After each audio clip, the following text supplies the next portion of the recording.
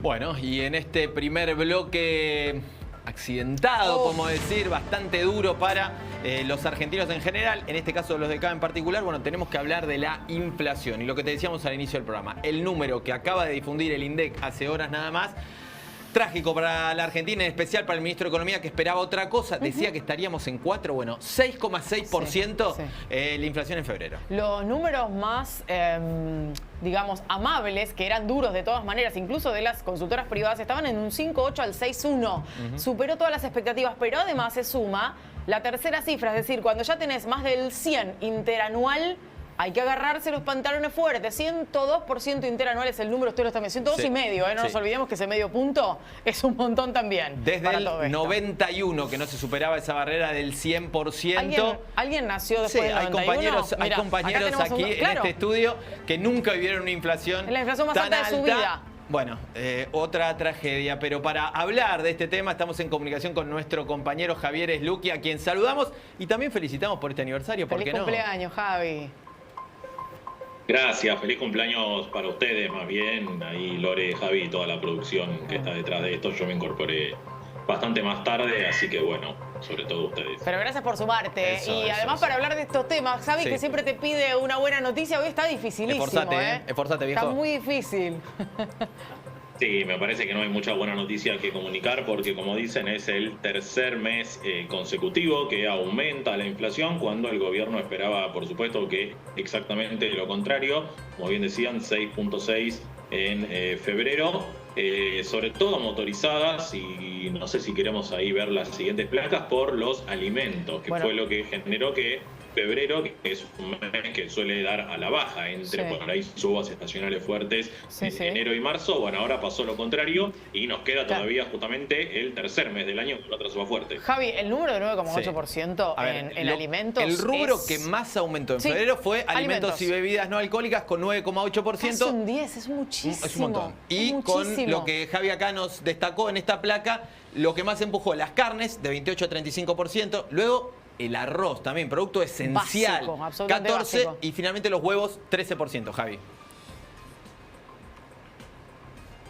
Sí, así es. Las carnes, bueno, el gobierno ponderó un poco menos, más o menos un 19% en promedio. Del 28 al 35 son las principales cortes, que son los que releva específicamente el INDEC, pero incluso era, bueno, algunos cortes con subas mayores a los que se preveía, porque habíamos dicho el programa anterior que la suba en febrero se preveía de un 29% en promedio de la carne. Bueno, fue en muchos casos todavía mayor, digamos. Así que es seguramente a tener en cuenta lo que impulsó buena parte del índice de febrero para arriba a través del índice de los alimentos, que como dicen es el que más aumenta.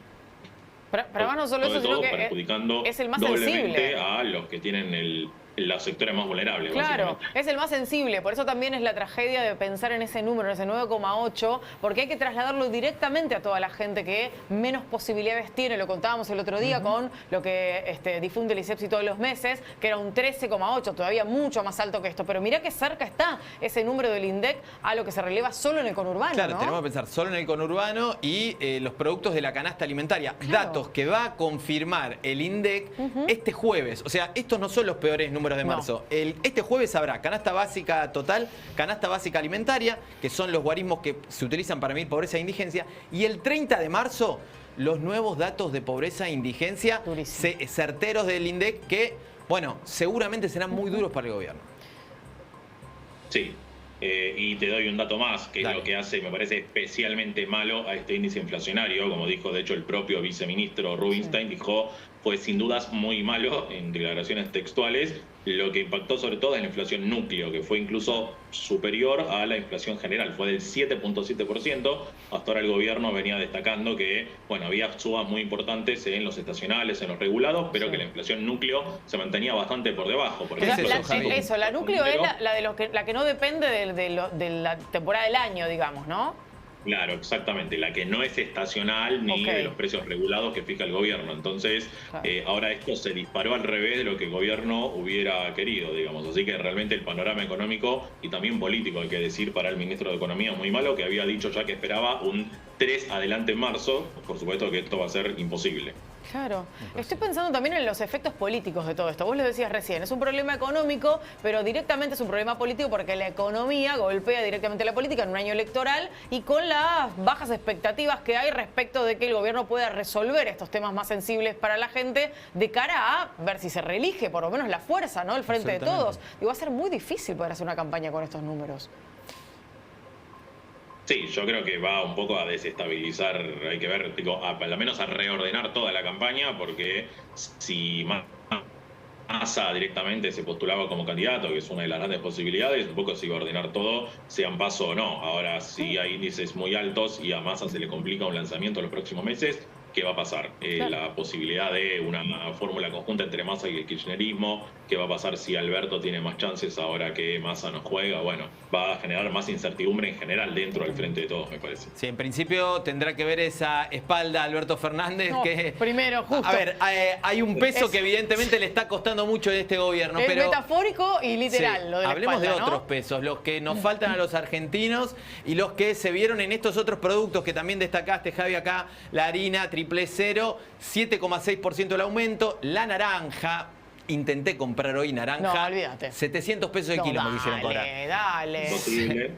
700 pesos el kilo. 72% el aumento y el queso cremoso 9,9%. Ah, una locura. Bueno, el queso Claro, cremoso ya estaba aumentos. carísimo igual, así que 9,9 es como, buah, qué sé yo. Sí, aumentos muy importantes en los lácteos, digamos que es otro producto derivado de la ganadería. Precisamente esto también tiene que ver con un gran impacto de la sequía en la menor oferta de ganado en general, ¿no? Y Claro. también subas en algunos estacionales como la naranja, como veías, casi de algo menos de un 100%. Hay que decir sí que los estacionales en general aumentaron no tanto, 3,3%, que eso es si algo se puede decir de positivo en esto, que la verdad que no hay nada de positivo. Pero bueno, son todos alimentos básicos, como vemos, que tienen subas imposibles para el bolsillo de la gente en general. Impresionante. No, y además el tema de las expectativas y demás, vamos a pasar ahora a otro tema, pero el otro día escuchaba gente que estaba recibiendo, por ejemplo, el pedido de maples de huevos que los productores o los que les acercaban, los proveedores le decían, no, lo que pasa es que ahora con la gripe aviar, viste, no tenemos huevos, entonces aumentaron. Dale, o sea, dejemos de poner excusas, la guerra, la gripe aviar, la pandemia. Además, la gripe aviar no afecta para que nada, ver, no afecta claro. para nada. La gente que consume los huevos no puede contagiarse. Bueno, En cualquier fin, cuestión pero dentro de digo, esta inercia eso. inflacionaria lleva a un aumento de precios Una y si esto locura. continúa está muy difícil. Pero Javi, algo muy vinculado con esto que también queremos hablar con vos, muy vinculado con esto, digo, porque estamos hablando de sectores generalmente muy vulnerables, sectores donde pega mucho estos aumentos de alimentos, tiene que ver con aquellos que están protestando hoy frente a Desarrollo Social y una acampe que sigue. Sí, así es. Había empezado ayer el acampe de la parte de izquierda de los movimientos piqueteros, Unidad Piquetera, que nuclea el Polo Obrero y otros, que lidera Beliboni. Habían ya, digamos, implantado un acampe que iba a ser en principio hasta el miércoles, así que eso se va a estar definiendo en este momento en una asamblea que van a hacer.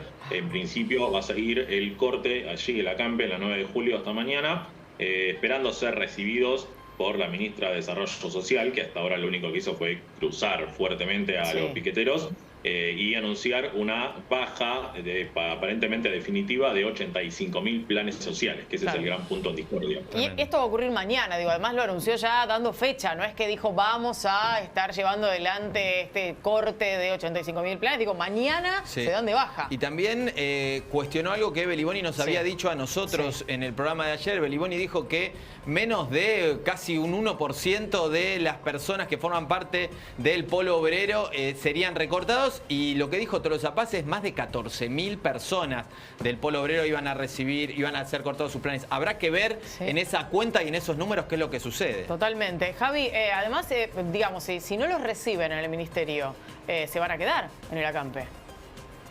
Hay que ver. Bueno, por eso en principio el anuncio era hasta el miércoles. De lunes a la noche hasta el miércoles. Hay que ver si en función de que todo indica que evidentemente no van a ser recibidos, hay que ver si les satisfacen algún otro reclamo, por ejemplo bolsones de comida o comida para los comedores, algo de esa índole que también reclamaban.